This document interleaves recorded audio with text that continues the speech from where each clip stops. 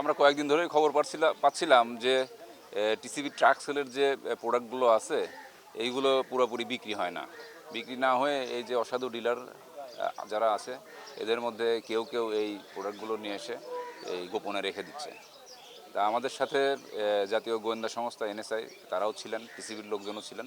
তা আমরা আজকে সকালবেলা এখানে এই অভিযানটা করি।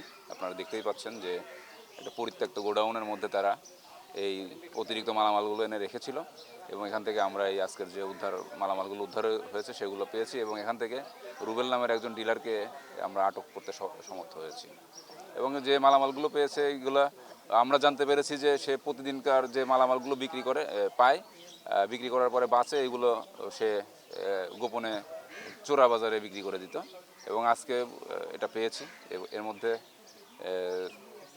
তেল তেল পেয়েছি আমরা 163 লিটার, তারপর ডাল পেয়েছি 613 কেজি, চিনি 150 কেজি, ছোলা 150 কেজি, এরকম 5 আইটেম যে আছে 5 আইটেমের মালামালি আমরা তার কাছ থেকে উদ্ধার করেছি এবং সে এটার উপযুক্ত কারণ বা জবাব দিতে ব্যর্থ হয়েছে এবং তাকে আমরা আটক করেছি এবং বিশেষ ক্ষমতা আইনে অবৈধ মজুতদারির অভিযোগে তার বিরুদ্ধে আমরা মামলা করব।